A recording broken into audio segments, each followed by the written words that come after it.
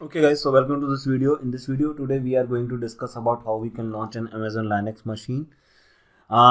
In short steps, I would like to give you the introduction, like how you can launch an Amazon Linux instance very easily in AWS, and I hope you will find it useful. Okay, so let's start. You need to go to login into AWS console. Then you need to select your region first. So select your nearest region first, whatever is your nearest region. Then you can go to services, and then you have to click on EC2 under compute. Okay, so once you click that, you will get this kind of a screen. Okay, now if you go to instances,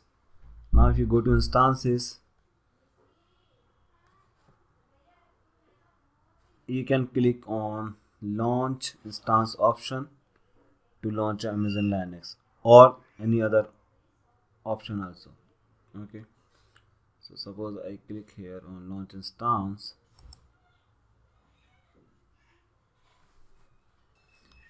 If you get this kind of a screen, you can click on my AMI or some other option, and you can go to quick start. Okay, then here you can select on Amazon Linux 2 AMI, or because I want Amazon Linux, right? So this is Linux version 2. The benefit of using Amazon Linux is that it is having all the softwares which is required, and it comes up with the command line automatically install, and it comes with 5-year support right now, right? It is tuned for good performance. Okay, so it is similar to Red Hat only, but it comes with more pre-built software, right? It is supporting GCC 7.3, glib, and the other required software. So it is making our life easy, right? So this is the reason why you can use Amazon Linux 2 version of AMI. Okay, otherwise if you want other, those are also available. Okay, so I'll click on this, select, then like T2.micro is available for free tier, so I'm using it. But if you are using in production, you can use the other instances as well. There are a lot of other configuration available, right? Then you can go to next, and then here you can select your own VPC if you have.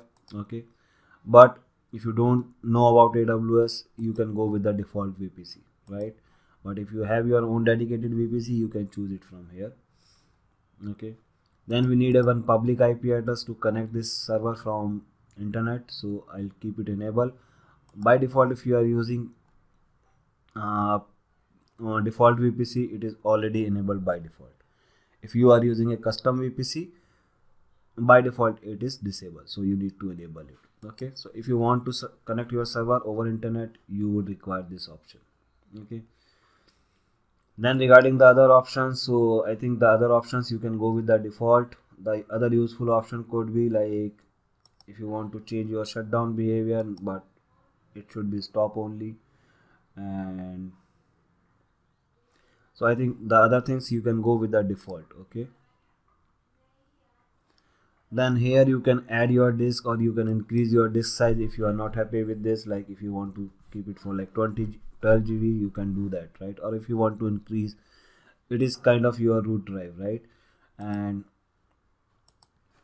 you can add another volumes if you want, right? So suppose if you want to add some more disk, you can do that, right? In free tier 10 GB is available, and it is my fault, I should delete it. And while adding the new volume, I can increase the disk size here. Okay, then regarding the volume type, so you can choose general purpose, provision, and magnetic. Okay, so general purpose is good for normal speed, right? If you don't have normal uses, you can go with the GP2. In GP2 is other option is also available, and if your transaction are high, or if you need really high speed data disk, you can go with the provision IOPS. Okay, and in provision also 2 categories are available. Okay, then if you want to delete your data when you terminate your server, you can check this option. And if you want to encrypt your data, that option is also available, and you can go with the default encryption key. So I hope this is clear. If you have any question at this point, you can let me know in the Q&A section or comment section. Then add tag, click on name, give your server some name, whatever you want to give. Like this is my Amazon Linux server, so I want. Another interesting option would be like whatever the tags you are adding, it can be added to instances, volume and network interfaces at the same time, right? So this is some useful information which you can add to your instances, volume and network interfaces, so that if somebody come and some other person come and check that what is this server all about, so they can find some relevant information, right? So you can add some relevant information like owner name, okay, like location, like technical contact, right, like technical on consult, technical consultant, like this, right? So you can add the required information if you need. Okay, then go to next. Here you can add the security group. If you don't know about the security group is just like a firewall for your system, where you can where by default all the incoming ports are blocked. So you need to allow the required ports. So suppose I want to host a website on my server, so I need to allow S80 port, which is used for HTTP. Suppose I want more, so if I want to connect my server, in order to connect a server we need at least SSH port open, right? So that's why I open 22 port, and maybe I might be interested later for hosting a website, so I am installing this. I am also allowing adding this 80 port. Okay, review. Then here you can check the things. Okay, so here all the details are available. Okay, like this. So here you can see that I have given my details, and these are the tags, these are the disk, and I can connect this. Okay, then you need to give a key pair as well, so you can create a new key pair, and you need to download this key pair, because you will not be able to download this file again, and this file will have your password information. Okay, so the best practice would be that you download your key pair. If you don't have, you need to create a new key pair, and you need to download this file. Will have the password. Okay, so this consists of two things. One is public key, which will be stored in AWS, and private key file, which will be with you. Okay, so this is like a lock, right? You need to give the private key, and AWS will verify that okay, this is the private key belongs to this public key only, then they will allow you to connect. So right, so this is kind that it has the password.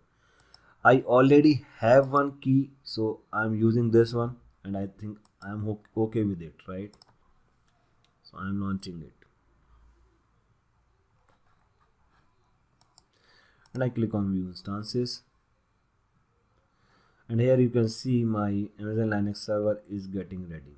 Okay, if you want to do the change the name, you can do. Like suppose if I want my first Amazon Linux, okay, so I want to change the name, so I am doing that.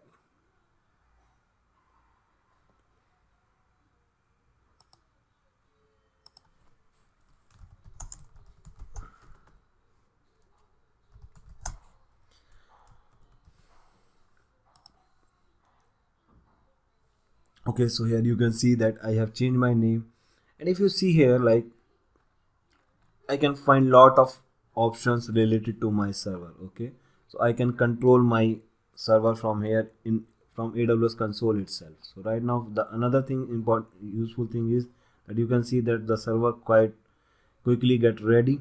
Okay, but I am waiting for this 2x2 status check. If it is not done, I will not be able to connect it, or maybe I can face some issue, right? So this is the reason I am waiting for it, and once this will come with 2x2 checks, I will use that. Okay, now if I see this, so my server is getting ready. And yes, so that's what I was taking, that you can see all the options.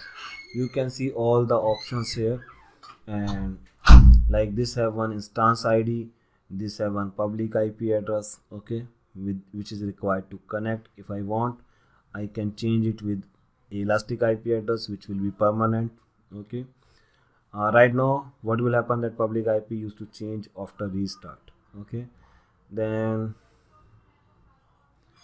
I can see what is my AMI, what is my platform. So my platform is Linux, right, and the other things, right. Then I can go to security, then I can check what are the security groups allowed, or is there any role also attached. Okay, then networking, I can see my network details, my IP and my VPC also details. Okay, storage options, so how many disks I have. So right now you can see that there are 2 disks which we use, right. You remember that we attached 2 disks there. Then status check, so right now it is still initializing, so it will get ready, but it should be, there are 2 status check. One is for the VM inside configuration, which is instance, and this is VM hardware, like on which this VM is hosted, right. So if there is some hardware issue in underlying hardware, it will come into system status check. Okay, then in the monitoring also you can view all the status, like how is your CPU utilization from last 1 hour, 3 hours, 1 week, 1 day, like this. Okay, 12 hours, kind of this. If you see, I can see my utilization as well, so CPU status and lot of other things like network uses and the other things. Okay, like disk uses, I can check the things, right. And not the last but not the least, like I can see my tax information as well, so that I can find the relevant information and I can know more about this server, right. Or if some other person is working on this, they can do that. Okay, then you can see my server got connected and I am happily connected with it. Okay, so here I can do, and also in instance status, if you go, you can stop, start, reboot, you can do all the options. Okay, so that's good, the server got ready. Now the key thing, like how to connect a server. Okay, so this is, you just simply need to click on connect option. Okay, and here if you go, there are 3 ways I can connect. Okay, so one is EC2 instance connect. If I click here, it will connect via browser. Okay, so I can try while connecting it with browser. If my browser supports, I might be able to connect it. Okay, so here you can see that this time I got succeed, and sometime it can have some problem, but it is succeeded as of now. Okay, so now I'm able to log in into my server and I can run all the commands which is required, right. I can work on this Linux server. This is completely ready. Okay, so like I'm switching with root user, and if I want to see my disk, so you can see like I have 2 disks now, 12 GB and 10 GB, which I shown you. Okay, then so you can update and you can do all the things, right. So I will not take much of the time here.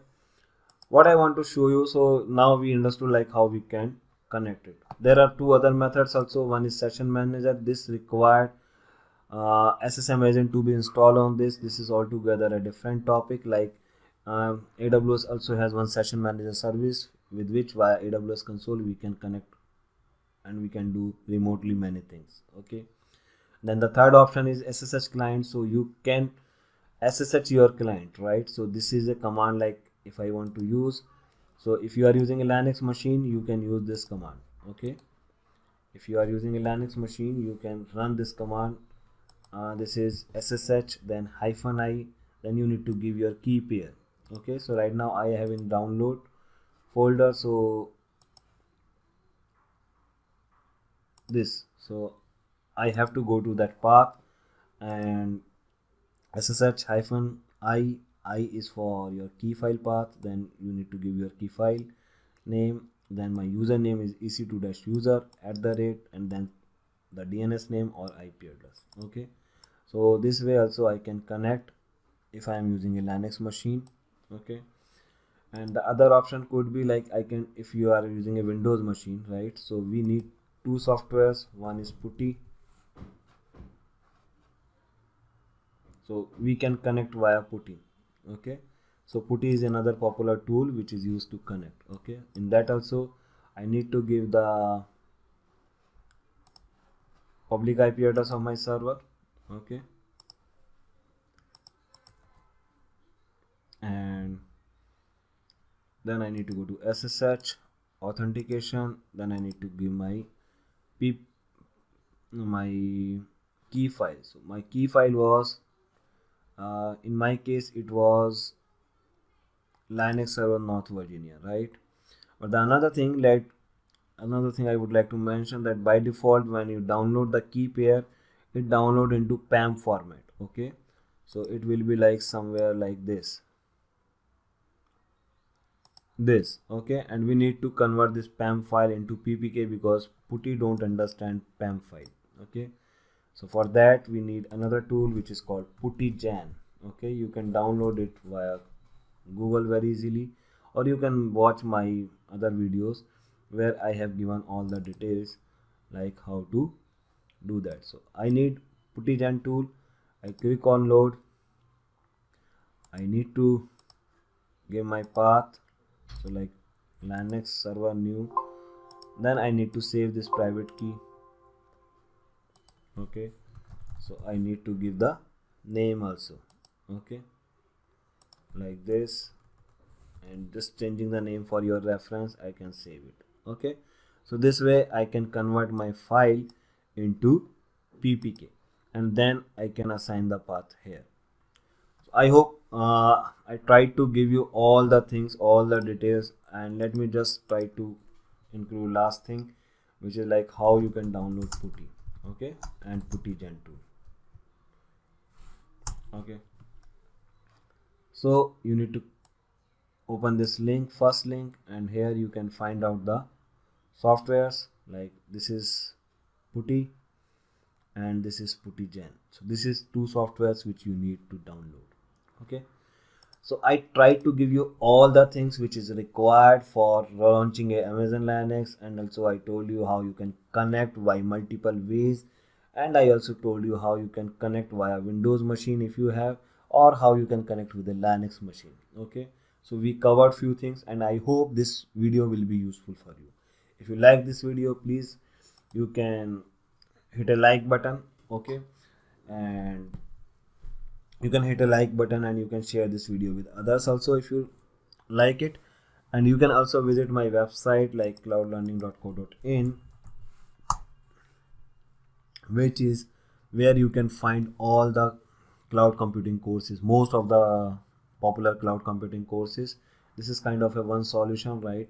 And you can go and you can buy my dedicated courses. If you want the complete courses, point to point courses, you can buy them. Okay, so that's all, and that's all for this video. We'll catch you in another next video.